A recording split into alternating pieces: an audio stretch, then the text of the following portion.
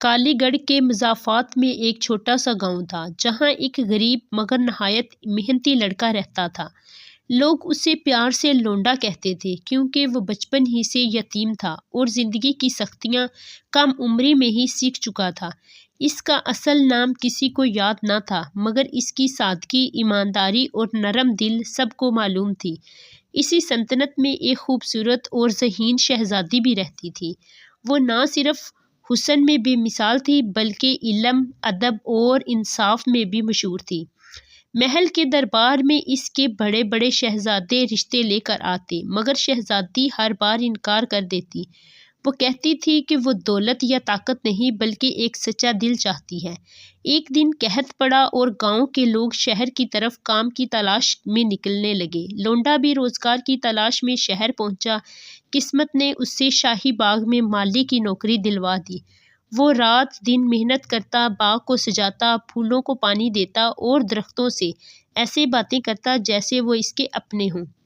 ایک صبح شہزادی باغ میں سیر کو آئی۔ اس نے دیکھا کہ ایک لڑکا نہایت محبت سے پودوں کو پانی دے رہا ہے اور ساتھ ساتھ اشعار بھی پڑھ رہا ہے۔ شہزادی کو اس کی آواز اور انداز بہت پسند آیا۔ اس نے بات چیت کی تو لونڈے کی سادگی، ذہانت اور صاف گوئی نے شہزادی کا دل جیت لیا۔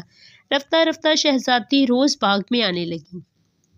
وہ لونڈا اس سے زندگی، دکھ، خوشی، انصاف اور خوابوں پر باتیں کرتی۔ لونڈے نے کبھی اپنی غربت کا شکوہ نہ کیا، نہ ہی شہزادی کی شان و شوکت سے متاثر ہوا۔ وہ ہمیشہ سچ بولتا اور دل سے بات کرتا۔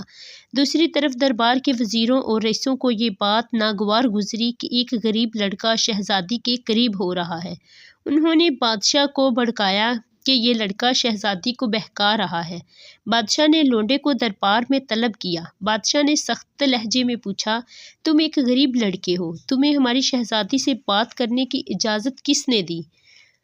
لونڈے نے نہایت ادب سے جواب دیا، بادشاہ سلامت، میں نے کبھی کوئی بدتمیزی نہیں کی، میں نے صرف سچ اور احترام سے بات کی ہے۔ اگر یہ جرم ہے تو میں مجرم ہوں۔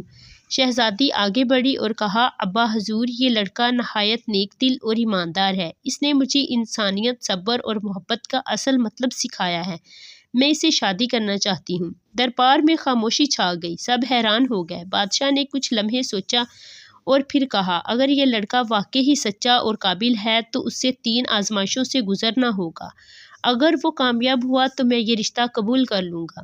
پہلی آزمائش یہ تھی، اسے ایک رات جنگل میں تنہا گزارنی تھی جہاں خطرناک جانور ہوتے تھے۔ لونڈے نے اللہ کا نام لیا اور جنگل میں داخل ہوا۔